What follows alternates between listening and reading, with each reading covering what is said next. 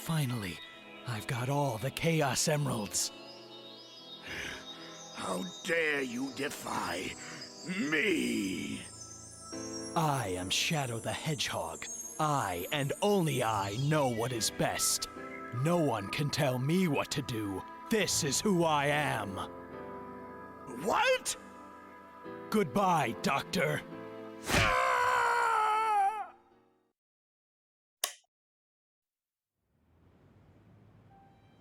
Shadow the Hedgehog was a gutsy, ambitious, and borderline asinine project gone wrong. Ever since its release, it has been openly mocked as the laughingstock of an already imperfect franchise. Slammed by below-average review scores, what was meant to be an attempt at maturity resulted in near-unanimous disapproval. Today, I'll be discussing the remarkable absurdity of Shadow the Hedgehog.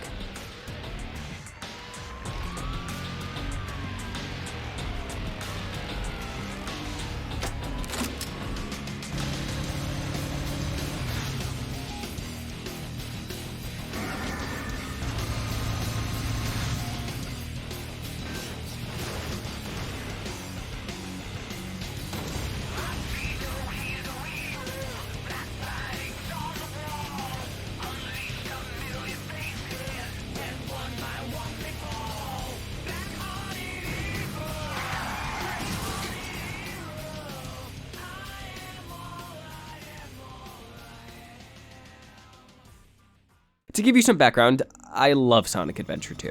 It's messy, it's cheesy, and I'm not even sure it's that great of a game, but it holds a special place in my heart. And it introduced the world to Shadow the Hedgehog. Shadow took the fan base by storm, and is still debatably the most popular character in the franchise. Yes, I understand Sonic doesn't count. So it would only make sense to create a spin-off. If demand for Shadow truly was that high, it could sell like hotcakes. Now, of course, it'd need to be a darker game than before. Colorful and upbeat environments would be replaced by dark and grim locales. Energetic and enthralling rock music would be replaced by tough and serious metal. And witty one-liners would be replaced by, well... Where's that Swack! fourth Chaos Emerald? This game is absolutely brimming with middle school edge. Motorcycles, firearms, very unnecessary profanity. This game is every 10-year-old's idea of what a mature game is meant to be. And I honestly don't know how they got away with it. Like, did people just care less back then or what? Shadow was released in 2005 for the Xbox, PS2, and GameCube. Supposedly, the GameCube version is considered the superior variant performance-wise, which works out well considering that's the platform I played on for this review. Now, if for some misbegotten reason you decided to press start on the title screen after witnessing the opening cutscene, you'll be met with an impressively beautiful CG intro sequence, effectively communicating to the player that A, Shadow has entirely lost his memory since SA2, B, the alien devil himself is invading the city, and C, he promises to return Shadow's memories in exchange for his discipleship. Well, interestingly, he never actually says this, but Shadow's dialogue continues as if he did. If he says he knows the truth about who I am, then like it or not, I have to believe him. No, you don't! Upon entering the first level, you will discover the most unique element of the game right off the bat. There is a morality system. In a Sonic the Hedgehog video game, I kid you not, you can decide to either beat up aliens with Sonic, go grab the Chaos Emerald for yourself, or assault the US military with a submachine gun. When the game is paused, you are greeted by this wonderful chart, beginning with one level and slowly branching out into 10 different possible endings. That's right, 10 separate endings for you to complete, as your sanity holds on for dear life, praying that you'll just leave your room and eat something for once. These 10 endings range from Shadow coming to terms with the fact that he could be an android, realizing that he has no ultimate purpose in life, or declaring himself the ultimate life form and deciding to eradicate everything in his wake. And spoiler alert, 90% of these endings stink. The only payoff we get is a few words from Shadow as he describes his thought process to the audience, followed by a cut to black. And I understand that they're all meant to be fake-out endings, but still, imagine if every ending had its own unique pre-rendered cutscene. This game may be hilariously hard to take seriously, but in my mind that would be extremely fun, especially considering the in-game graphics are, well, they're passable. Now, in all honesty, I actually enjoy the idea of a morality system, and narratively it makes a lot of sense. Unfortunately, the system itself is at best amusing, and at worst, abhorrently inconvenient. At the beginning of each level, you're given a choice between either the neutral, hero, or dark path. Neutral usually means race to the finish, while dark and hero have their own interchanging missions, whether it be destroy the flying tank, beat the level before the timer runs out, or, most commonly, defeat a certain number of enemies. The enemy missions sound relatively harmless, and they can be enjoyable, but here's the problem. The hero variants of these missions are always objectively more draining than the dark variants. You see, another element of the morality system is the power bar. When you kill enough bad guys, your blue meter rises, and the same applies to the red meter but with good guys. When your red meter fills, you get to unleash Chaos Blast, a really cool and useful offensive attack. Side note, listen to what he says when the bar is full. And when your blue meter is full, you can unleash Chaos Control, a short burst of energy that sends you flying across the stage. Now, when you're trying to race to the end, this is great.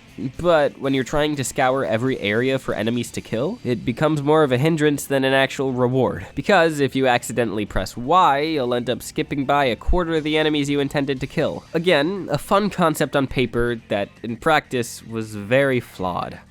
Guns. Well, because I needed some way to segue into the next topic. The gunplay is adequate. It's nothing special by any stretch of the imagination, but it's also not bad by any means. You can choose between pistols, rifles, lasers, swords, road signs, and all of them make Shadow look absolutely miniature and adorable in comparison. He's a horrid goblin who can't keep his hands off anything. Let me see what you have! Annoying! No! Most of your normal attacks are pretty weak. The homing attack is good, but pretty inaccurate, and the melee, while extremely useless, is very silly to look at. They really outdid themselves with the squash and stretch in this game. In fact, most of Shadow's actual animations, outside of cutscenes, are really, really good. I know a lot of people have gripes with how loose the controls feel, which I understand, but like, guys, he's so fast! Now, the movement does unfortunately result in some less than intended maneuvers, but overall, whether it's well made or not, I think the slippery speed is fun. The vehicles, however, are good enough. It's pretty fun to gun down enemies in a motorcycle, but many vehicles feel stiff. For example, watch this. Looks like I can probably jump up there. Need I say more? But overall, I think they're a harmless addition. In a similar vein to the gunplay, they're unnecessary, but inoffensive. Which, you know, is interesting, because this game is very offensive. It's absurd. Cartoon characters swearing, shooting each other. Shadow literally murders Eggman in cold blood. Look, I can discuss game mechanics all I want. The level design is, for the most part, good. At its foundation, this game is fun to play. But if you strip away the unbridled absurdity that comes with the premise, you've got a fun yet flawed game. A lot of people hate Shadow the Hedgehog. But you know what? I'd play Shadow over Sonic Forces any day. Why? Because there was obvious passion involved in the production. Sure, it resulted in one of the most edgy, hilarious, and immature games ever, but what's more enjoyable? A train wreck with redeeming qualities, or a mediocre and uninteresting game? I love Shadow the Hedgehog because I don't have to take it seriously. I can laugh at and make fun of it, and then be surprised and impressed by the genuinely well-made elements. With that being said, unfortunately, there is an undeniable surplus of just unenjoyable game design. It feels silly to seriously critique a game as ridiculous as Shadow, but its absurdity doesn't exclude elements such as the flawed power bars, constantly recycled bosses. Some levels are just bad. The Doom specifically made me want to pull my hair out, and the fact that you have to beat the game 10 whole times to unlock the final ending. Despite how much I've been defending this goofy game, that's just, no, don't do that, Sega, bad. Guys, I'm gonna talk about the ending now. Spoilers incoming for the based viewers that care. So, the last story. It's alright, don't get me wrong, it's full of stupid narrative devices, weird lore, and bad cutscenes.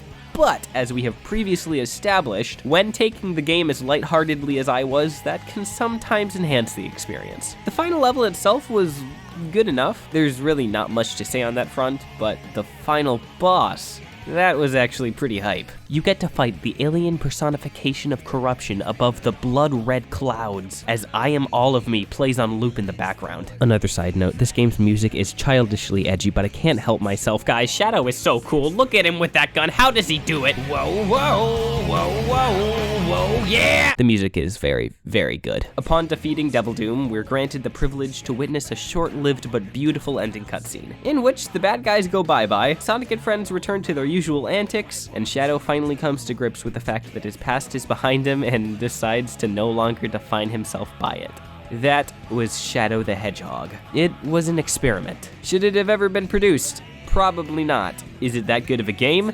Not really. It's cringy, it's repetitive, and certain elements feel rushed. Shadow did not pull any punches. This is one of the biggest risks the series has ever taken, and yeah, it obviously didn't exactly pay off. But in a strange way, I admire it. Companies do not do this anymore. They made their flagship characters swear on screen. Not that I'm condoning that, like, in any way, but they were fearless. We need more of that attitude in the industry. We need to experiment. Many large companies seem complacent nowadays. I miss when Sonic was edgy, when they weren't afraid to fill their soundtrack with cheesy rock music, or to give one of their most popular characters a Glock. This game is not good, but it has charm. Unintentional charm, sure, but it is unapologetically itself.